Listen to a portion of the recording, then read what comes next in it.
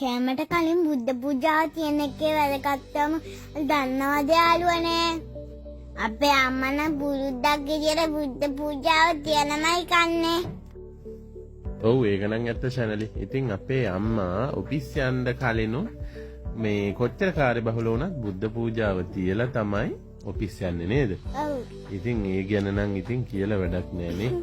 ඉතින් ශනලි ඇත්තද අප්පච්චි බුද්ධ පූජාව තියෙන ගෙවල් වල කෑම අඩු වෙන්නේ නැහැ කියන්නේ? ඔව් ශනලි බුද්ධ පූජාව තියෙනවා නම් කෑමට කලින් ඒ ගෙවල් වල කවදාවත් කෑම බීම වලින් අඩුවක් වෙන්නේ නැහැ කියලා අපේ ජනප්‍රවාදයෙන්ම එන කතාවක්.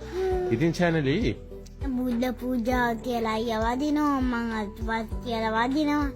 ඉතින් ශනලි ඔයා දන්නවනේ මේ වගේ දෙයක් දන් දුන්නොත් ඒ දන් දුන්නාට පස්සේ හිතට ලොකු ප්‍රීතියක් එනවා. හරි? ඉතින් දැන් ඔය දෙන ඔය විනෝදෙන් නටන්නේ ඒ දන් දීලා ඇති වුණු ප්‍රීතිය නිසාද? ඔව් අනිවාර්යෙන්. අපි දෙයක් දන් දුන්නොත් අමාරුවෙන් හරි ඒක අපේ හිතට හරිම සතුටක් සැහැල්ලුවක් සැනසීමක්. ඉතින් ඔන්න මම දැන් පහන පත්තු කරලා හඳුන් කෝඩුත් පත්තු කරලා ඊට පස්සේ තමයි අපි කෑමට පිටත් වෙන්නේ නේද? බුදු පූජාව තියලා ඉවරලා තමයි කෑම කන්නේ. ඇත්තට මේ දේවල් අද මේ සමාජයේ ගෙවල් වල ගොඩක් නැති වීගෙන යන දේවල්. අපේ ඉස්සර සමාජයේ මේවා තිබ්බද නැද්ද? නෑ. ඉස්සර සමාජයේ තිබ්බා. හරි? ඉස්සර මේවා තිබ්බා. මේ අද කාලේ තමයි මේවා නැත්තේ. හරි?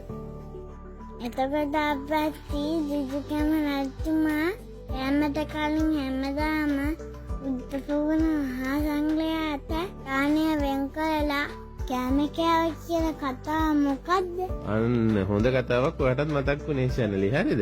ඉතින් දුඩුගැමුණු රජතුමා හැමදාම කෑම කන්න කලින් කොටසක් බුද්ධ ප්‍රමුඛ මහා සංඝයා වෙනුවෙන් වෙන් කරලාලු දුඩුගැමුණු රජතුමා කෑවේ බිව්වේ. දවසක් ඔය මිරිස් ව්‍යංජනයක් මේ දුඩුගැමුණු රජතුමාට රහ වැටිලා එක දිගට කාගෙන ගිහිල්ලා බුද්ධ ප්‍රමුඛ මහා සංඝයා වෙනුවෙන් වෙන් කරන්න අමතක වෙලා. හරිද? ඊට පස්සේ මෙයා ඒකෙන් ටිකක් දුක් වෙලා පසුතැවිලි වෙලා මම මේ ඔක්කොම කෑවනේ මේ වෙනුවෙන් මම මොන හරි දෙයක් ශාසනයට කරන්න ඕනේ කියලා හිතලා තමයි අනුරාධපුරේ මොන සෑයද? මිරිස වැටිය සෑය හැදුවේ. හරිද?